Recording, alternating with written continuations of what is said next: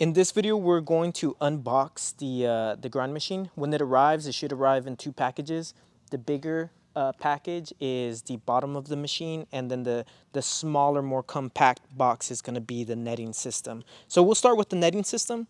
Take any box cutter if you have, scissors, whatever you need, and you can go ahead and just cut straight through the tape. There's not really danger of cutting the net because the net is going to be pretty well protected inside. But as soon as you open it, the first thing you see is the spring pin protector, and you can recycle this if you want. This is all cardboard that can be recycled.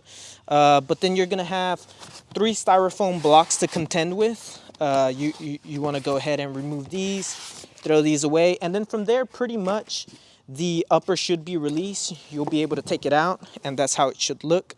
It should be ready basically to dock on the lower of the machine and be ready to be expanded, and you can start shooting. But for right now, we're gonna leave it in its box. I'm gonna put it back, move it aside, and then we'll take a look at the lower box. All right, so for the lower box, it is a little bit heavier, and the machine can be a little bit unwieldy to take out. But we're gonna start with going ahead and cutting the tape with a box cutter or scissors, and just make sure the grind letters are facing the readable direction. That'll let you know that the machine is right side up. And immediately when you open it, you should be greeted with one of Grind's favorite sayings, right? Find it within, grinding, working, putting that work in. Go ahead and remove that cover, and you'll see the machine.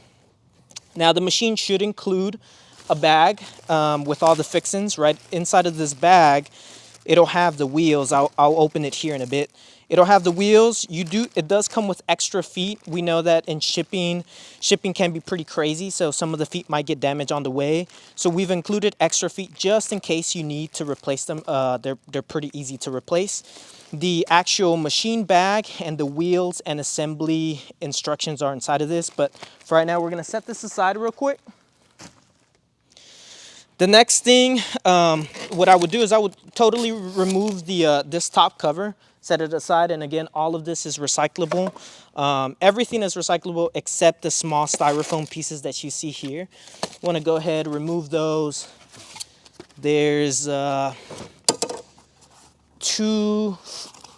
main ones, so this is about as much styrofoam as you're probably gonna see in the box.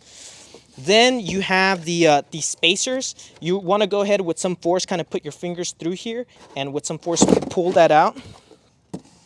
That's 1. That's 2. All right, once you remove the spacers, this next part is probably the most difficult part if you're alone. If you have a second person, that's obviously ideal. But the one warning I will give you is you want to avoid pulling up from the nose, just because the machine sits on a bearing.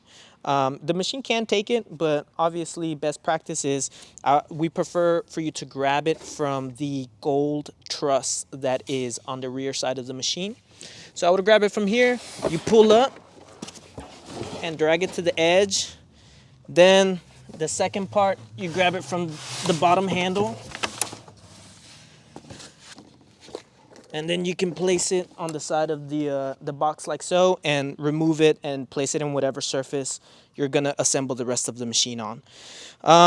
The rest of the machine should come with the rail that's packed like so. We can place that right back. And before we leave, I just want to show you what's inside of the bag that we had removed earlier. Inside, you'll find a power cord. I think it's about 10 feet. Some wheels.